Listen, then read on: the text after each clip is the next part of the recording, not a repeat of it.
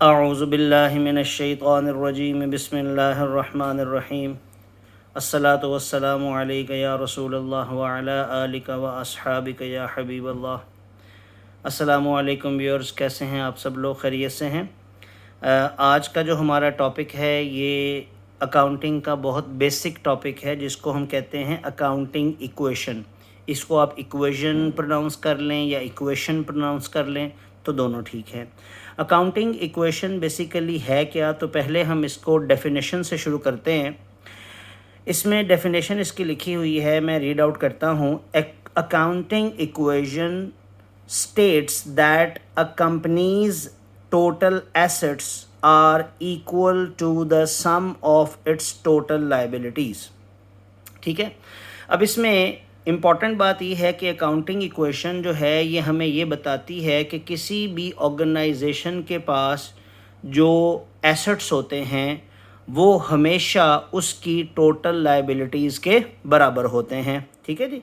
अब यहाँ पर जो ये अकाउंटिंग इक्वेशन है इसको अगर हम इक्वेशन की सूरत में लिखना चाहें तो ये इक्वेशन की सूरत में ये बेसिक अकाउंटिंग इक्वेशन है कि that assets are always equal to the liabilities. ठीक है, अब ये जो बराबरी का निशान है ये शो कर रहा है कि ये जो इक्वेशन है इसके लेफ़्ट हैंड साइड पर एसेट्स हैं और इसके राइट हैंड साइड पर लायबिलिटीज़ हैं।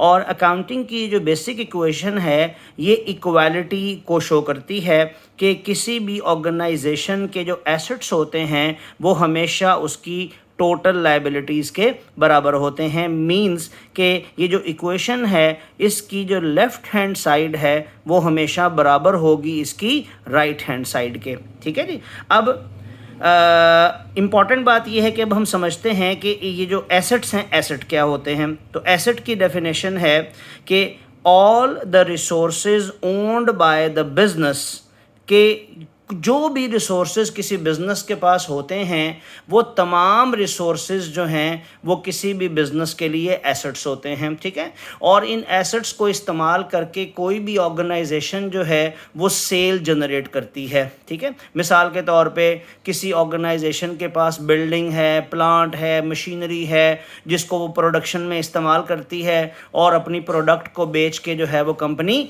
रेवेन्यू जनरेट करती है। ठीक है, तो कोई भी ऑर्गेनाइजेशन जो है उसके पास कोई भी ऐसे रिसोर्सेज जो कि उसके लिए वैल्यूएबल हैं और वो वैल्यूएबल इस सेंस में हैं कि कंपनी उन तमाम एसेट्स को इस्तेमाल करके अपनी सेल जनरेट करती है, रेवेन्यू जनरेट करती है, तो वो तमाम वैल्यूएबल चीज़ें क्या कहलाती हैं? एसेट्स। ठीक है, अब इसके बाद जो इम्पॉर्टेंट आस्पेक्ट है दूसरा, लाइबिलिटीज़ की डेफिनेशन से पहले एक और डेफिनेशन देखते हैं कैपिटल की। कैपिटल क्या होता है? कैपिटल कहते हैं all the resources provided by the owner to his business. यानी ओनर जो है जब बिज़नेस देखें, जब बिज़नेस शुरू होता है ना तो बिज़नेस के पास इटसेल्फ कुछ नहीं होता। बिज़नेस के पास कोई भी जो रिसोर्सेज हैं या जो एसेट्स हैं वो हमेशा जब बिज़नेस शुरू होता है तो वो सारी चीज़ें कहाँ से आती हैं? क्योंकि बिज़नेस के ओनर्स जो हैं वो तमाम रिसोर्सेज अपने बिज़नेस को प्रोवाइड करते हैं।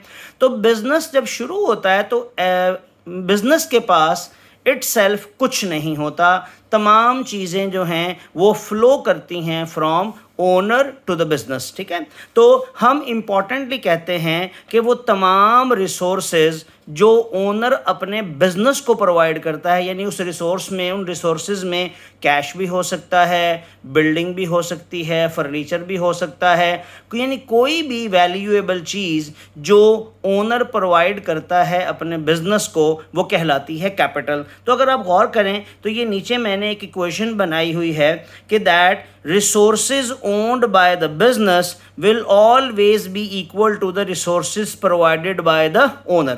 यानी जो बिज़नेस के रिसोर्सेज हैं जो ओनर प्रोवाइड करता है, जब ओनर एक दफ़ा वो रिसोर्सेज अपने बिज़नेस को प्रोवाइड कर देता है तो फिर वो बिज़नेस की ओनरशिप में आ जाते हैं।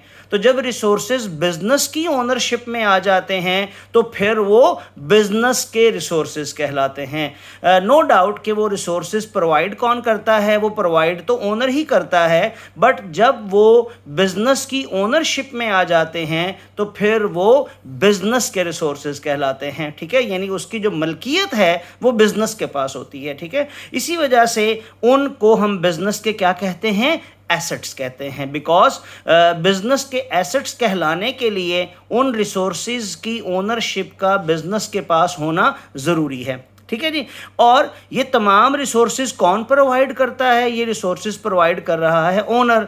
लिहाजा उस पॉइंट ऑफ व्यू से अगर हम ओनर के पॉइंट ऑफ व्यू से देखें तो चूंकि ये सारे रिसोर्सेज ओनर ने प्रोवाइड किए हैं, लिहाजा ये क्या कहलाएंगे, कैपिटल। ठीक है, मिसाल देता हूँ आपको कि मिसाल के तौर पे एक ओनर है, उसने अपने बिजनेस को 1,00,000 रुपया कैश दिया है। ठीक है, अब वो 1,00,000 कैश जो ओनर ने बिजनेस को दिया है, अब वो बिजनेस की मलकियत बन गया।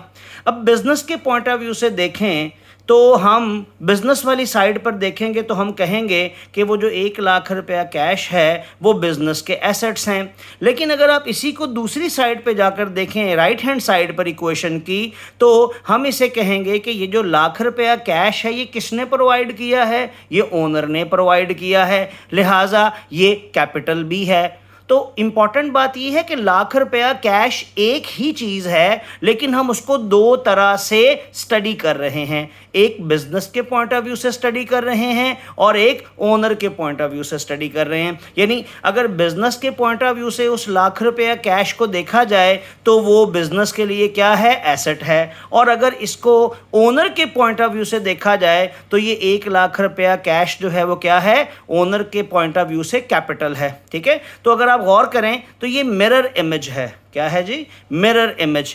इसीलिए ये दोनों साइडें जो हैं वो हमेशा क्या होंगी, बराबर होंगी, चूँकि बुनियादी तौर पर ये दो चीज़ें हैं ही नहीं, ये एक ही चीज़ है जिसको दो तरह से हम स्टडी कर रहे हैं। ठीक है, लिहाजा इसी वजह से हम क्या करते हैं कि इसको बराबरी इसको इक्वेशन बनाते हैं और ये हमेशा इसकी दोनों साइडें क्या होंगी, बराबर ही होंगी। तो होपफुली आपको ये पॉइंट इंपॉर्टेंटली क्लियर हो गया होगा कि इक्वेशन की जो लेफ्ट हैंड साइड है वो एसेट्स कहलाती है और राइट हैंड साइड पे कैपिटल है। लेकिन अगर आप गौर करें तो यहाँ पर ऊपर हमने एक जो बेसिक अकाउंटिंग इक्वेशन लिखी थी उसमें हमने राइट हैंड साइड पर लायबिलिटीज़ लिखी थी, यहाँ नीचे हम इक्वेशन के राइट हैंड साइड पर लिख रहे हैं कैपिटल। अब नाउ ये क्वेश्चन अराइज होता है कि क्या कैपिटल जो है ये एक लायबिलिटी है। तो हम इसको कंटिन्यू करते हैं नेक्स्ट पेज पे। तो यहाँ पर लायबिलिटी को डिफाइन किया गया कि लायबिलिटी क्या होती है। लायबिलिटी की डेफिनेशन ये है कि that financial obligation of an organization is known as a liability, यानी किसी भी किस्म की जो फाइनेंशियल ऑब्लिगेशन है, फाइनेंशियल ऑब्लिगेशन का मतलब ये होता है कि हमने किसी से उधार पैसे लिए हुए हैं तो हमने उसको वो वापस करने हैं, या हमने किसी से उधार पे चीज़ें ख़रीदी हैं तो वो हमने उसके अगेंस्ट उसको पेमेंट करनी है। तो ये जो किसी को उसकी पेमेंट करना है, चाहे वो लोन के तौर पे ली गई हो, चाहे कोई चीज़ उधार पे ली गई हो और उसके अगेंस्ट हमने पेमेंट करना हो, तो वो जो पेमेंट करना होता है इसको हम बोलते हैं फाइनेंशियल ऑब्लिगेशन। ठीक है, तो लायबिलिटी जो है ये एक फाइनेंशियल ऑब्लिगेशन है। अब इम्पॉर्टेंट क्वेश्चन ये राइज होता है कि क्या कैपिटल भी एक लायबिलिटी है।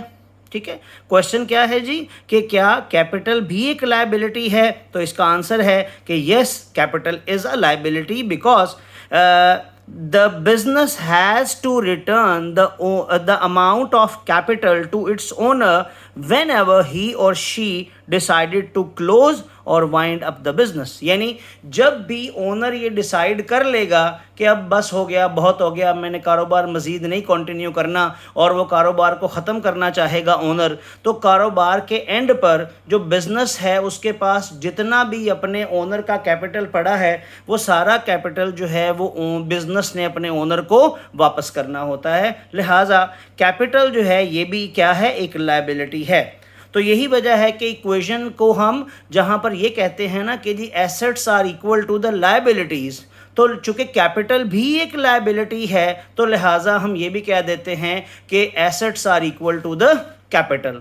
तो अगर हम इन दोनों को ऐड कर लें तो हमारी पूरी इक्वेशन ये बनेगी कि that assets are equal to the capital and liabilities, यानी लायबिलिटीज और कैपिटल का जो सम है, दोबारा सुनिएगा, लायबिलिटीज और कैपिटल का, यानी बिजनेस की कैपिटल के अलावा भी तो लायबिलिटीज हो सकती है ना। कैपिटल तो वो लायबिलिटी है जो टुवर्ड्स ओनर है, ठीक है। इसके अलावा भी लायबिलिटीज हो सकती हैं, वो आगे चल के मैं आपको उनकी एग्जांपल दे देता हूं, ठीक है। तो जो टोटल लायबिलिटीज हैं, capital plus any other liability, इन दोनों का जो सम है वो हमेशा बराबर होता है बिजनेस के एसेट्स के, ठीक है जी। अब यहाँ पर नीचे कुछ एग्जांपल्स दी गई हैं एसेट्स की। एसेट्स कौन कौन से हो सकते हैं? इसमें लैंड है, बिल्डिंग है, प्लांट है, मशीनरी है, फर्नीचर है, कैश है, बैंक बैलेंस है, अकाउंट्स रिसीवेबल हैं। अकाउंट रिसीवेबल वो होते हैं कि जब हम किसी को चीज़ें उधार पर अपने कस्टमर को बेचते हैं ना, तो हमने उससे पैसे लेने होते हैं, तो जिनसे पैसे लेने होते हैं ना उनको हम अकाउंटिंग में अकाउंट्स रिसीवेबल कहते हैं। या जो स्टॉक वगैरह हमारे पास बिजनेस में पड़ा होता है, वो चीज़ें जिनको हम बिजनेस में ख़रीदते हैं दोबारा बेचने की गरज से, दोबारा सुनिएगा, वो चीज़ें जिनको हम बिज़नेस में ख़रीदते हैं दोबारा बेचने की गरज से, वो चीज़ें हमारा स्टॉक कहलाती हैं, या इसको हम अकाउंटिंग में गुड्स भी कहते हैं, ठीक है। तो ये हमारा एसेट होता है। इसके अलावा ये कुछ नीचे लायबिलिटीज़ की एग्जांपल्स हैं, जिसमें कैपिटल है, अकाउंट्स पेएबल हैं। अकाउंट्स पेएबल कहते हैं कि हमने किसी से चीज़ें उधार पर ख़रीदी हों और अब हमने उसको पेमेंट करनी हो, तो उसे अकाउंटिंग में हम अकाउंट्स पेएबल कहते हैं।